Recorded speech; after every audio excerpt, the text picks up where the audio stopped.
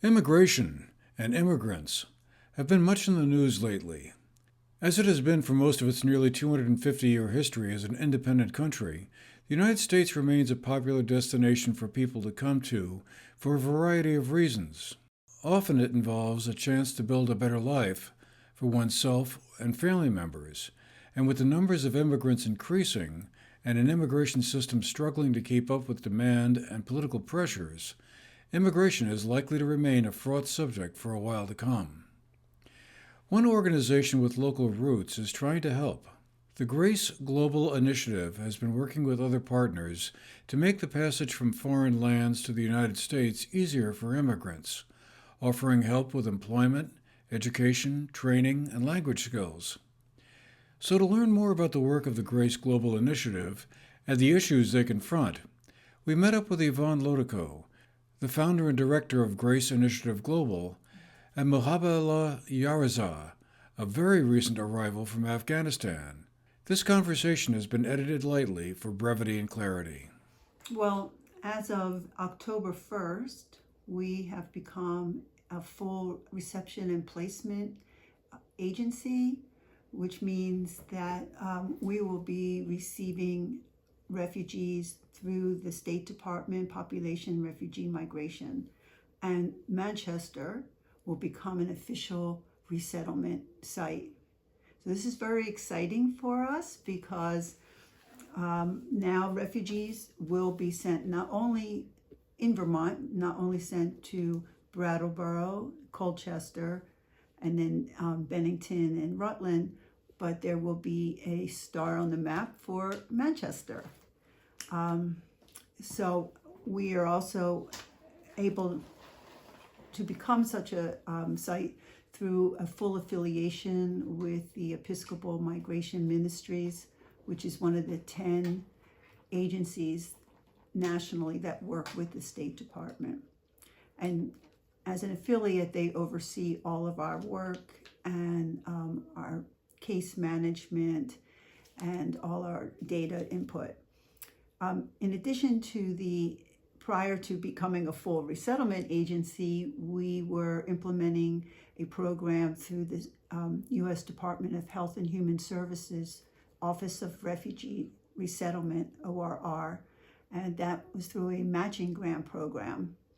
And that is through the matching grant program, we settled about maybe 113 people in Manchester, but not just in Manchester, that being the first entry site, but in Woodstock, Randolph, Windsor, White River Junction.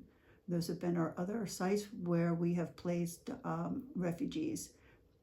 Through the matching grant program, it's an 8-month program, and the goal is that refugee or become economically self-sufficient, and they would not need to request like state cash assistance. They could still receive Medicaid, but we help them get training, jobs, ESL. We help them with housing, and we give them just $200 each a month. It's not a cash assistance oriented program, but a program that is geared toward employment and economic self-sufficiency. Through expanded program services as a reception and placement agency, we will still offer matching grant to clients if they choose to go on the matching grant, or we will be able to offer them a refugee cash assistance program. And through refugee cash assistance, refugees will receive individually $537 a month for 8 months, and they will still receive the 90-day reception and placement services, which is ESL, housing, help them get jobs, but that's only for 90 days, and then they would still be receiving refugee cash assistance. So we will offer clients based on some of their own circumstances and whether or not they want matching grant or refugee cash assistance. And as you know, our first 2 clients that we ever received were through the Afghan placement program. And those two people are now helping us with our refugee resettlement program. They were resettled in Manchester, like 2022. And I think there was a story about it in the Manchester Journal. So since then, we've really just kind of expanded, and we met our goals, and the state refugee coordinator supported our application to become a full reception and placement program.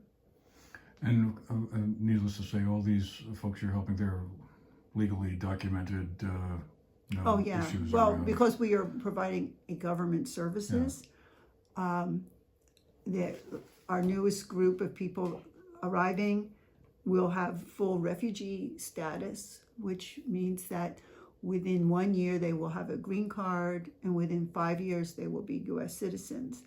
The other group, they are legally documented, they are humanitarian paroles, and they have employment authorization, Social Security, and they have visas ranging from 1 to 2 years to work in the United States, and they can also try to stay and one day get a green card themselves. So how many people are we talking about here in Manchester? Is that roughly 30 or 40? Right now, or no, I think in Manchester, well, with some of our newest groups, we have maybe about 20, 25. Okay. What have been some of the main issues that they've had to face as they come here? And before I ask that, how come Vermont? How is it that Vermont is on? That is a good question. First, I mean, not that it shouldn't be. I don't mean that, but it's just like any particular reason why this by here is or our state is being. Yeah, I think one of the main reasons is that the governor's office has been very supportive, and he has said that Vermont wants the refugees. Vermont needs the refugees. In Manchester, we go back to that, many of the refugees are cleaning hotel rooms, they are dishwashers, they are taking jobs that may really have very hard to fill sometimes. And they are very happy to work. They go from one job, they ride their bikes, and they go to their next job.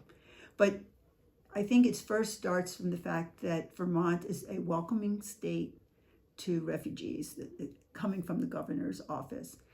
Secondly, there was always operating in Vermont was one agency in Colchester, USCRI, and then 2022 in Brattleboro, ECDC. And we were very fortunate that Episcopal Migration Ministries asked us to become a community partner. I think part of the reason is that we were a nonprofit. We had UN experience, understanding of refugees, and they also wanted to have a Vermont footprint. So Vermont, in a way, has a welcoming spirit that other agencies learned about. How has the housing situation been? That's always a very interesting topic to deal with. I mean, we all know it's a very tight market for housing.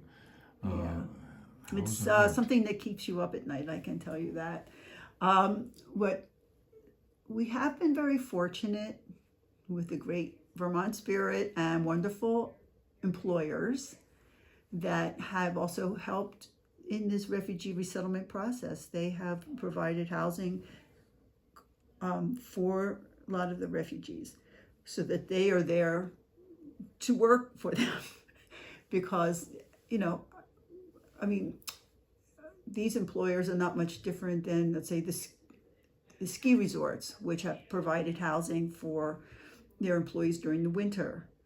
This is just almost an extension of that, where employers who need either the hotels, senior living centers that are very human resource intensive operations, they have also helped us to provide housing.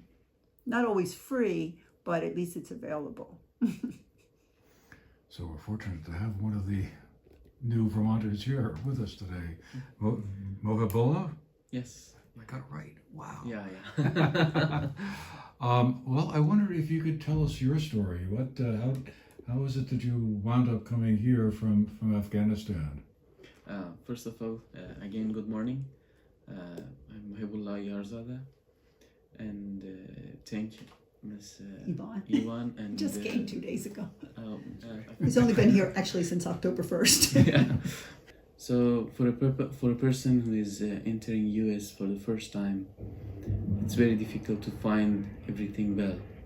But me, my countrymates, people, refugees, they are all happy from the support of US State Department and Resettlement Center. So it's very pleasure for all of us that we have a person, a group of people who are helping us and standing by side of us in every single step that we are going to turn in the US. And it's very good point for everyone who is joining US now. And I would like to thank from here to everyone who is supporting us. And it's very good for everyone, I think. Yeah. Thank you. You're welcome. Did you fly in from Kabul? I mean, directly from No. Afghanistan? Or you must have had a more circuitous kind of trip from there. We had a flight on about 3rd of September from Kabul to Doha. So I myself were in Doha from 3rd of September till 29th of September. And on 30th of September, we had flight from Doha to Washington.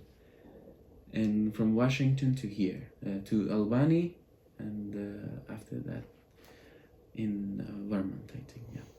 What's been your experience like the last 3 years or so since the U.S. forces pulled out of Afghanistan and that rather chaotic withdrawal back in August of 21? I mean, you've been living there since. I mean, what has that been like? I mean, did you work with any of the U.S. services there? And you know, since your English is so good, I'm assuming you must have had a role in working with U.S. organizations of some sort, whether it was the military or civilian. Where were you? Did you ever feel like, boy, I got to get out of here because the Taliban doesn't really trust me? Exactly. So let me tell you my whole story. I have been a U.S. alumnus in 2017 by a program called LEAP, Leadership and English Advancement Program, granted by U.S. Embassy in Kabul and implemented by American Councils for International Education. The program was for 21 days in India. So after the program finished, we got back to Kabul, and from that to our province, Herat.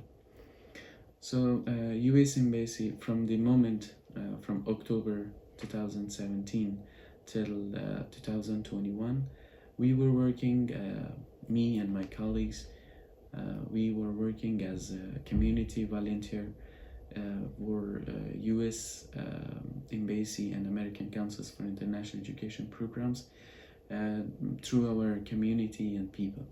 So we have implemented so many programs like women empowerment, peace building programs, and women capacity, and mostly our programs were for women and men in Afghanistan, especially in Herat place I was leaving.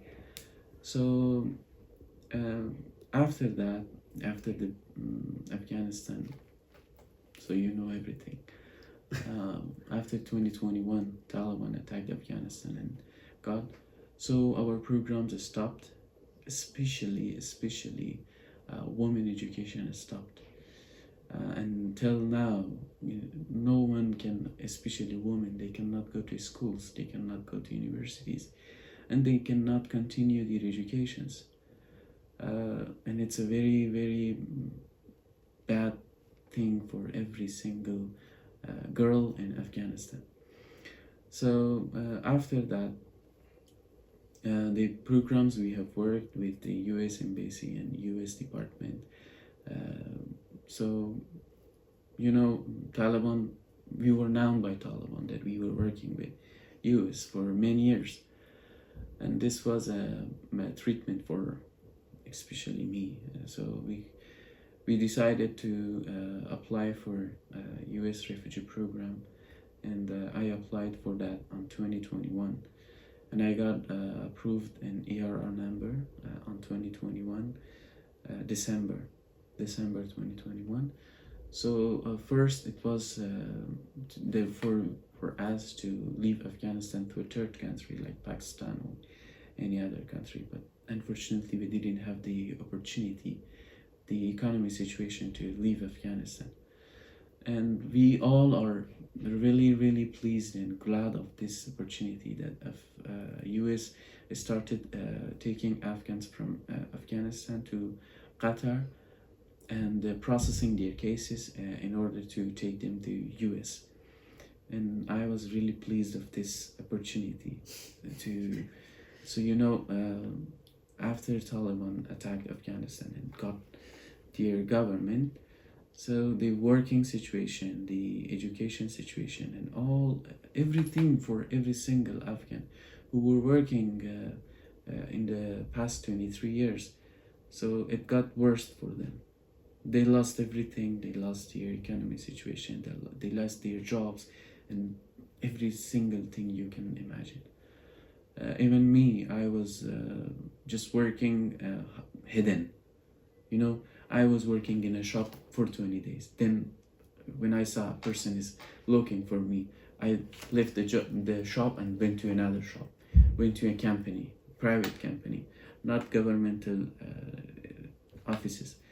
So, you know, these 3 years living 3 years in this kind of situation, you know, it's worse. Under too many depressions, anxiety, and living in fear, you know, fear of everything. It's very difficult for every person. But I'm very, very happy. I'm here now. I can continue my education. I can have job here. And one more thing, and the most important thing for me to continue my education, I hope you will help me. I'm sure you will. I'm sure you will. He's going to even help with our English classes. Yeah, exactly.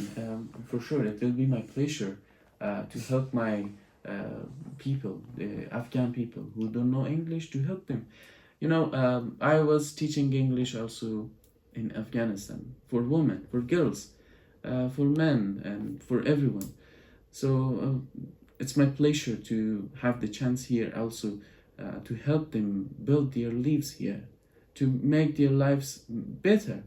You know, when a person don't know English, even he or she cannot go to the store and buy anything for themselves. Yeah, it's true. It's very English hard is for the them biggest to challenge. build their lives in it. It's the biggest challenge for them, I think. Mm-hmm. And it's my pleasure that I'm going to help them make their lives better. We spoke about that yesterday. Mm-hmm. When I first met him. I was like, excuse me? Your English is very good for a refugee who just arrived. It's very rare. We have a couple people. We have someone who arrived from Africa. He's been in Namibia for 20 years, so he has very good English. So very few people arrive with English, and it is definitely one of the biggest challenges for any refugee to get a job and to progress and become economically self-sufficient. English is probably one of the most important tools that you have to acquire. We will go through the resettlement process with him. He also will, we have grievance procedures that he will sign. There's documentation. We will create a budget for him. We have to find him a job. We will have to find him housing. we will take them to our favorite place, which the Manchester Community Food Cupboard, which has been really just so supportive to the refugee resettlement process from the beginning. Yeah, they're almost a community sponsor for us.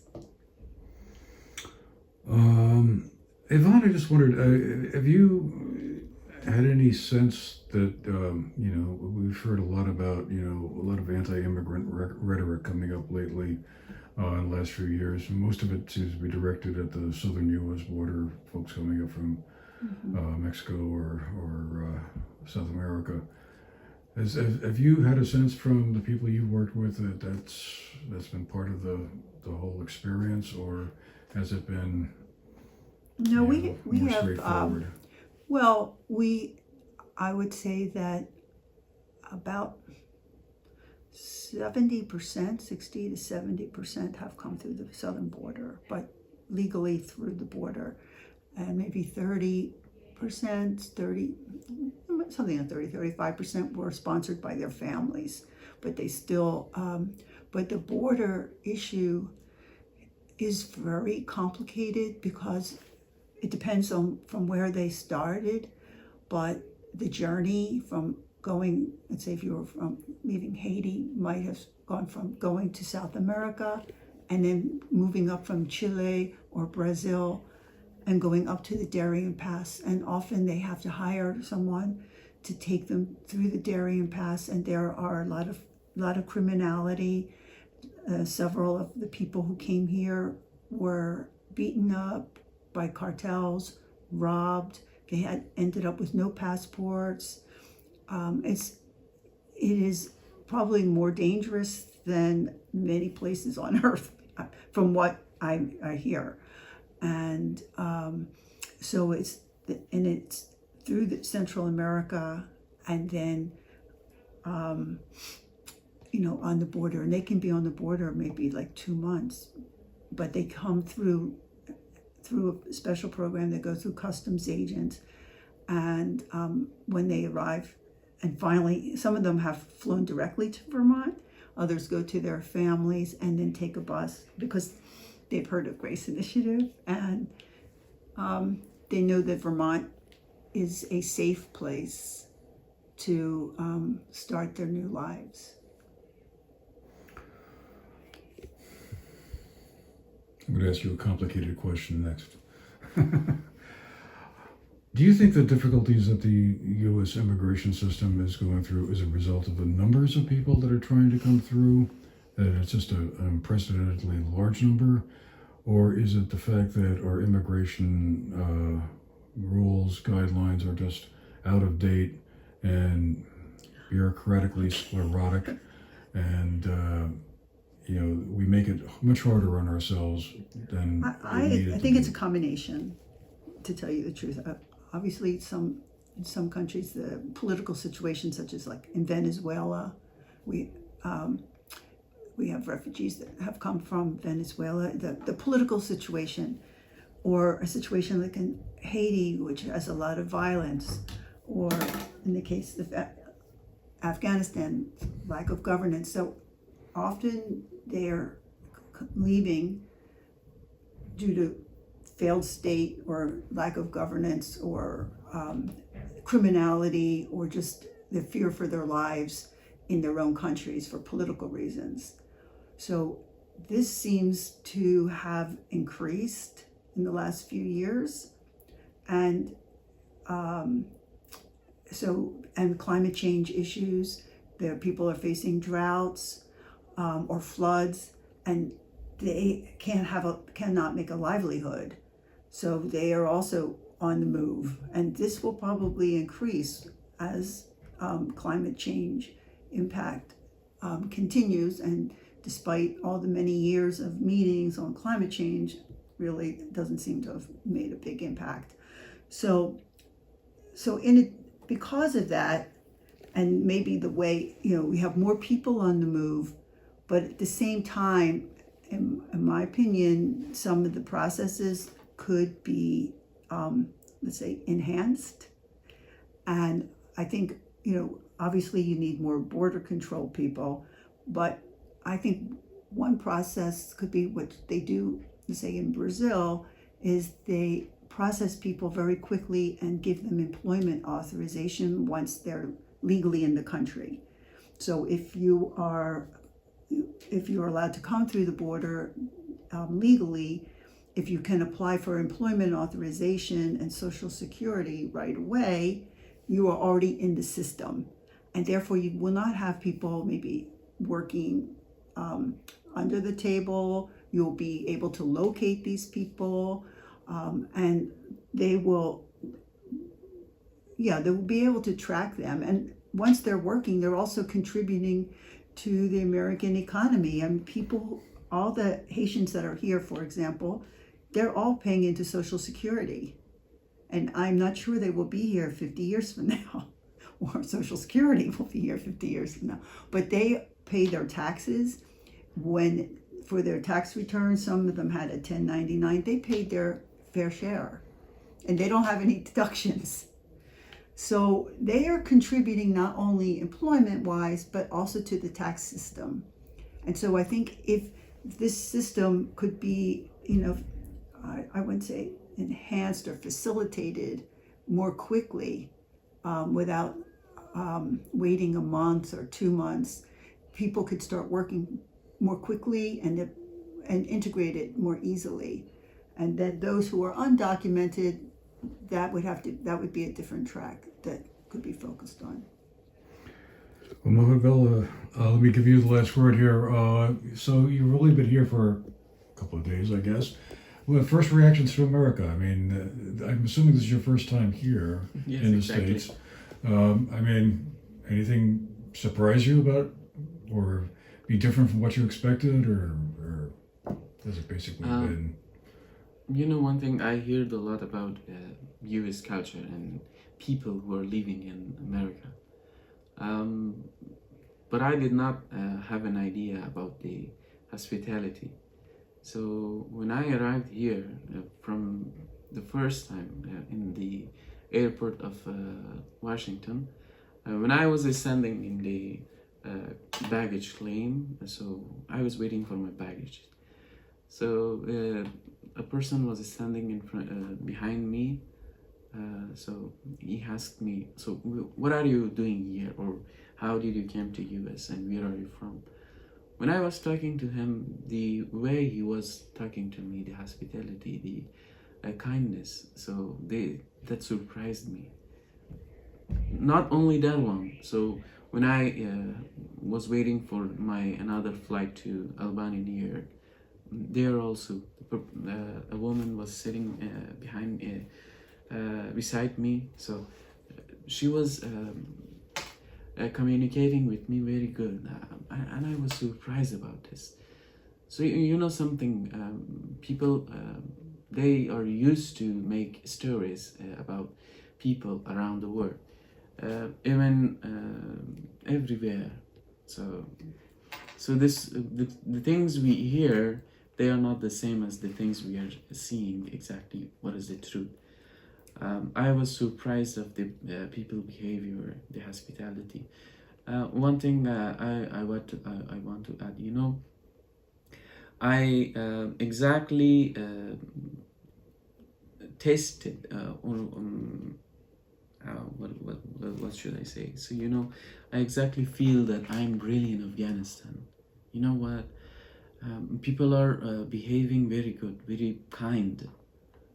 Like my neighborhood people when I was living in Afghanistan. I'm going to experience many things here, and I'm sure I will make everything good for myself and for my people who are coming new from Afghanistan, and also I'm sure to be a benefit people to the community where I'm living and I'm going to live.